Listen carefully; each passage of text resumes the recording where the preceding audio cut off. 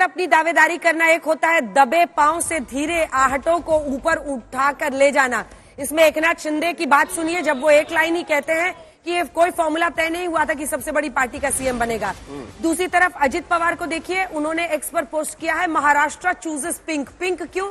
क्योंकि उन्होंने अपनी पार्टी का रंग ही एक तरह से पिंक कर दिया। एक काफी उसका मजाक उड़ाया गया था एजेंसी को लेकर, क्योंकि वो पिंक कपड़े पहनते थे, गमछा भी लेते थे, पिंक कलर छाया रहता था। मुस्कुराते हुए लोगों ने उनको देखा, पहली बार मैंने तो पहली बार देखा। और गृह मंत्री अमित शाह ने तीनों से बातचीत की है, चाहे वो अजित पवार हो, देवेंद्र फडणवीस हो, एकनाथ शिंदे से बात की है। जल्दी से हिमांशु, क्या अपडेट है इस पर? साहिल। हाँ, नहीं देखिए, उस पे अपडेट एक हिमांशु के पास से लेंगे अपडेट, लेकिन अमित शाह ने इनसे 25-25 मिनट बात की है। तो आखिरकार अब फॉर्मूला क्या बनना चाहिए? मुख्यमंत्री पद को लेकर तो जरूर बात हुई होगी, क्योंकि नेता चुनना पड़ेगा और बीजेपी सबसे बड़ी पार्टी है, तो अब किसको किस तरीके से राज्यपाल बुलाते हैं उस पर भी ध्यान रखना बहुत जरूरी हो जाएगा। हिमांशु।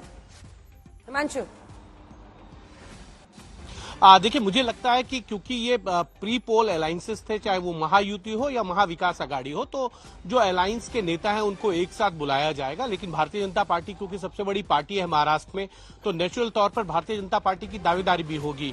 और जो हमारे सूत्र बता रहे हैं अंजना, उसमें सही बात यह है कि देवेंद्र फडणवीस का नाम सबसे आगे है, क्योंकि पूरे चुनाव की स्ट्रेटेजी को, पूरी चुनाव की जो रणनीति थी महाराष्ट्र के अंदर, उसमें देवेंद्र फडणवीस की एक अहम भूमिका है। और उन्होंने जिस तरीके से गृह मंत्री अमित शाह और वहां के प्रभारी भूपेंद्र यादव और अश्विनी वैष्णव के साथ कोऑर्डिनेट किया, उसका उनको जो है वो एक ये कहें कि फल मिलेगा। तो अगर भारतीय जनता पार्टी पिछली बार की तरह सेक्रीफाइस नहीं करेगी, तो देवेंद्र फडणवीस जो है वो अगले मुख्यमंत्री हो सकते हैं। क्योंकि भारतीय जनता पार्टी ये कहकर गई थी चुनाव में, या महायुति के सभी नेताओं ने कहा था कि ये जो चुनाव है ये एकनाथ शिंदे के नेतृत्व में लड़ा जा रहा है, लेकिन मुख्यमंत्री कौन होगा नहीं होगा ये तय जो है वो चुनाव नतीजों के बाद जो है महायुति के सभी नेता बैठने के बाद तय करेंगे। और भारतीय जनता पार्टी को जो जीत मिली है वो 2014 इंटरेस्टिंग है, जिस पर अब तमाम मेहमानों का जल्दी से प्रतिक्रिया लेते हैं। आनंद दुबे जी अब विश्राम ही करने लग गए थे, उनको लगा पता नहीं अब डिबेट में हम लोग आ रहे हैं नहीं आ रहे हैं।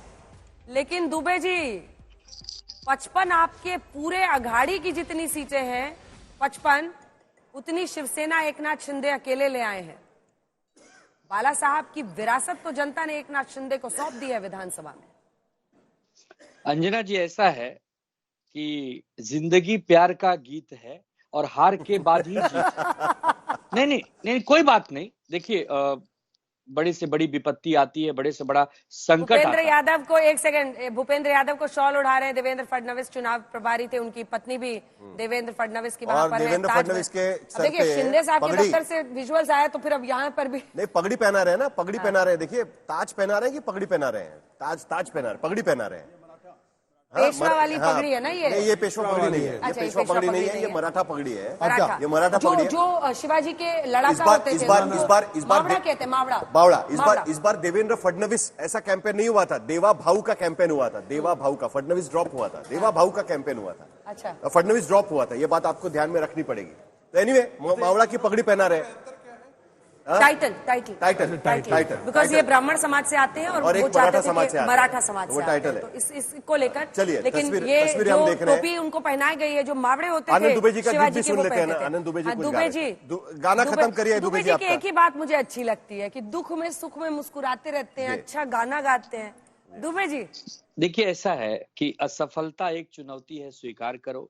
क्या कमी रह गई देखो और सुधार करो। जब तक न सफल हो नींद चैन को त्यागो तुम, और संघर्षों का मैदान छोड़ मत भागो तुम। कुछ किए बिना ही जय जयकार नहीं होती, एक दिन हमारी भी जय जयकार होगी। समय बदलता है, समय और परिस्थितियां किसी के हाथ में नहीं रहती। ये जो नतीजे आए हैं, न तो आप जानती थी, न हम जानते थे, न ग्राउंड रिपोर्ट्स पर थी। ये 54 भी हमें क्यों मिला? ये भी नहीं मिलता, 0 से स्टार्ट करते। 288 की 288 भी अगर महायुति को मिल जाती तो भी हिम्मत नहीं हारते। ठीक है, थोड़ा दुख होता है, थोड़ी निराशा होती है, लेकिन राजनीति में है ना, अटल जी कहा करते थे ना, क्या हार में क्या जीत में, किंचित नहीं भयभीत में। 2 पार्टी से 300 तक लेके गए, हम भी जाएंगे। 0 से स्टार्ट करेंगे, आदित्य ठाकरे जी के नेतृत्व में स्टार्ट करेंगे। और जो जीते हैं उनको बधाई देते हैं। जनादेश का पालन करेंगे, जनादेश के सामने नतमस्तक होंगे। लेकिन ऐसा जनादेश आएगा अंजना जी, ये नहीं पता था। ग्राउंड्स कुछ और कह रहा था और नतीजे कुछ और कह रहे हैं। बाकी तो विश्लेषण होगा, क्या कमी रह गई सब हम देखेंगे। लेकिन अब जो जीता है वो सिकंदर है और उसको बधाई है। अब इससे ज्यादा क्या कहें जरा जी। नहीं, मत कहिए, इससे ज्यादा कृष्णा क्या हेगड़े जी, कहिएगा।